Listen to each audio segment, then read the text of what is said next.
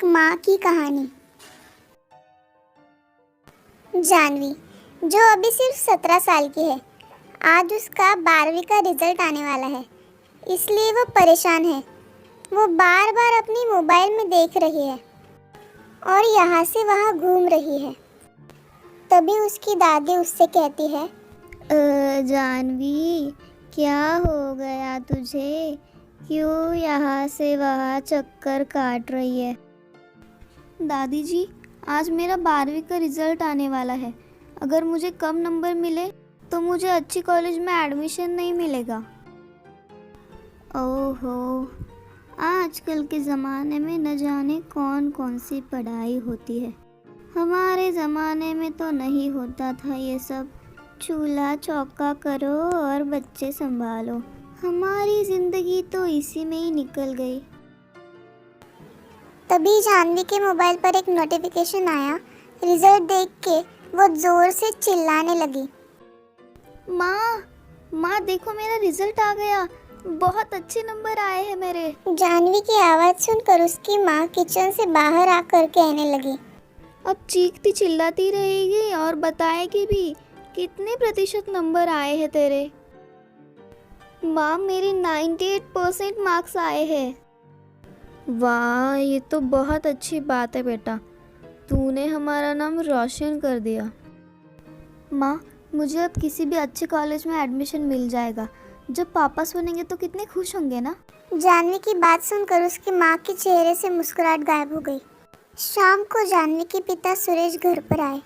खुश होकर उसने अपना रिजल्ट बताया तो जानवी के पापा ने कहा, बेटा, ये तो बहुत अच्छी बात है, लेकिन तू ये कॉलेज वॉलेज का भूत अपने सर से उतार दे। तुम्हें जितना पढ़ना था पढ़ ली, अब घर गृहस्थी संभालना सीख जा। लेकिन पापा, क्यों? मेरी सारी सहेलियाँ आगे पढ़ रही है तो मैं क्यों नहीं पढ़ सकती? बेटा, पढ़ लिख के कौन सा कलेक्टर बनना है? संभालना तो चूल्हा चौका ही है ना। घर गृहस्थी का काम संभालेगी तो आगे तेरे ही काम आएगा। पापा, मुझे आगे पढ़ना है, प्लीज पापा। बेटा, घर का काम करना सीख, खाना बनाना सीख, और हाँ, साड़ी पहनना सीख। तुम्हारे पास 1 साल का समय है। 1 साल के अंदर घर के सारे काम करना सीख ले। 1 साल के बाद हम तुम्हारी शादी करवा देंगे। ये बोलकर सुरेश वहाँ से चला जाता है। जानवी के ऊपर तो मानो बिजली सी गिर गई। जानवी पढ़ाई में तो अच्छी थी, लेकिन उसके पिता आगे उसे पढ़ाना नहीं चाहते थे। ये बात जानवी के हृदय के अंदर तक छिड़ गई। इतने अच्छे नंबर लाने के बाद भी जानवी उदास थी और रात होते ही वो अपनी माँ के पास चली गई। माँ, आप समझाओ ना पापा को, वो ऐसे क्यों बात कर रहे? मुझे आगे पढ़ना है। बेटा, लड़कियों का नसीब ही ऐसा होता है। पहले पिता की सुनो, फिर भाई की, फिर पति की और फिर बेटे की। हमारी अपनी कोई मर्जी नहीं होती बेटा। लेकिन क्यों माँ, क्यों हम अपनी मर्जी से नहीं जी सकते? बेटा, इस क्यों का जवाब मेरे पास नहीं है। अब तुम जाके सो जाओ। अगर तुम्हारे पिता उठ गए तो हम दोनों को डांटेंगे। जानवी सोने के लिए चली गई।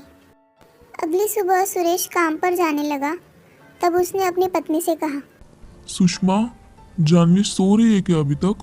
हाँ जी, वो अभी सो रही है। अभी तक सो रही है? टाइम देखा है तुमने? कल से जानवी मेरे उठने से पहले उठ जानी चाहिए। जी, वो आगे पढ़ना चाहती है तो आप उसका एडमिशन किसी कॉलेज में क्यों नहीं करा देते? उसके ससुराल वाले उसकी डिग्रियां देखकर नहीं खुश होने वाले, बल्कि ये देखकर खुश होंगे कि उसे रोटियां गोल बनाने आती है या नहीं।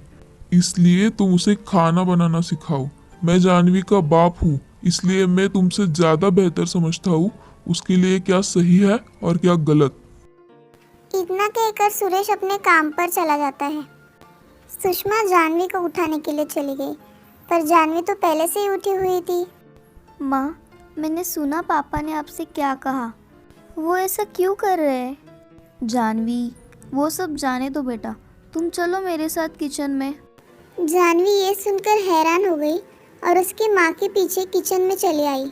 जानवी इससे पहले कभी किचन में नहीं आई थी, इसलिए उसे पता नहीं था कि कौन सा सामान कहाँ रखा जाता है। बेटा देखो, सब्जी ऐसी बनाई जाती है। इस तरह जानवी की माँ उसे हर रोज एक चीज सिखाने लगी।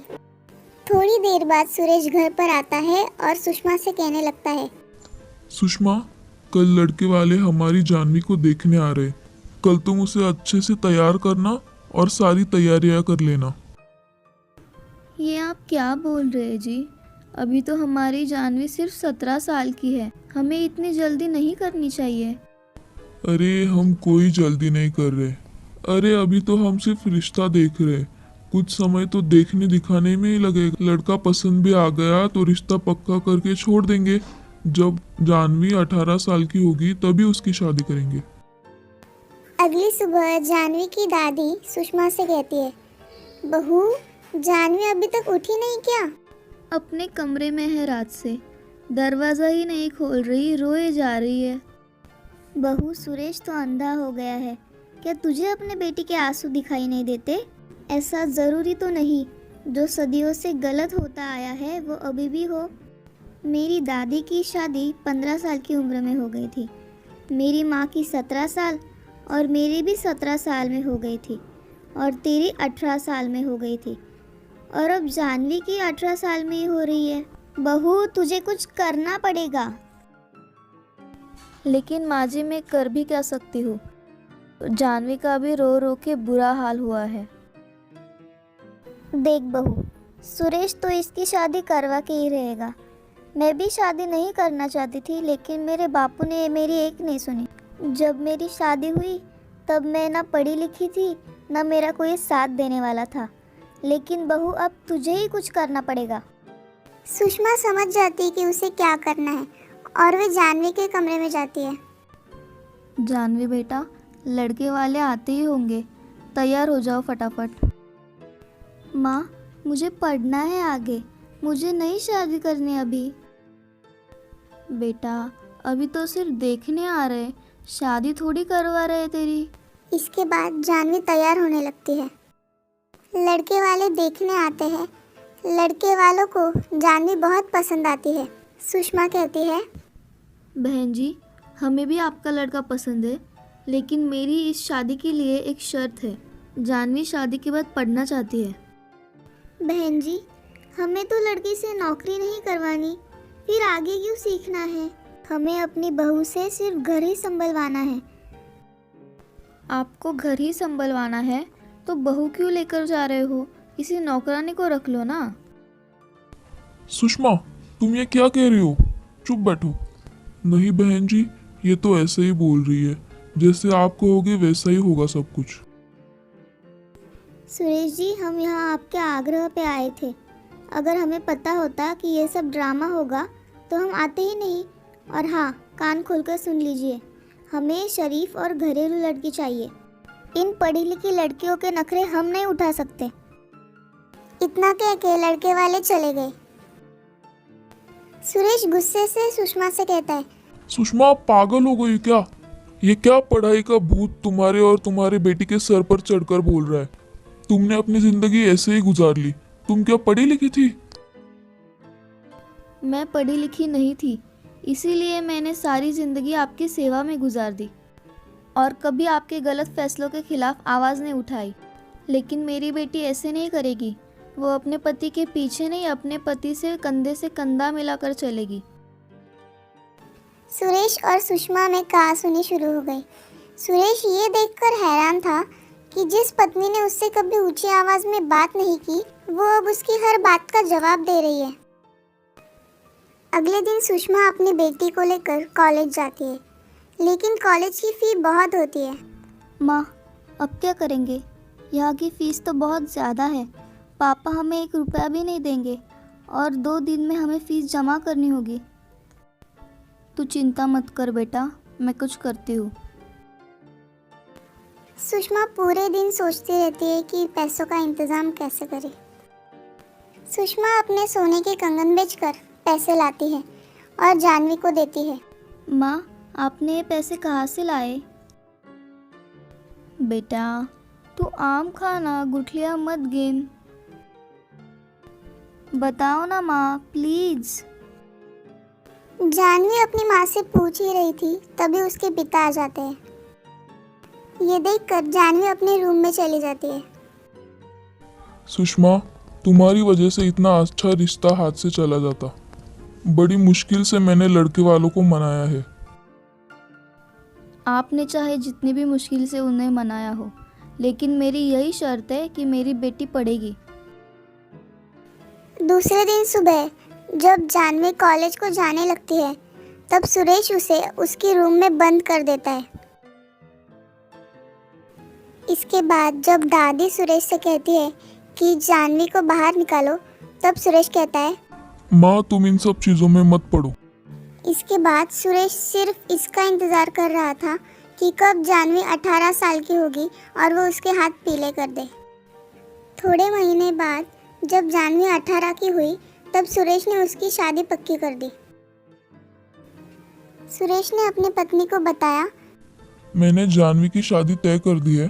शादी इस महीने की 25 तारीख को होगी। सुषमा ने इस पर कुछ नहीं कहा। शादी का दिन आ गया।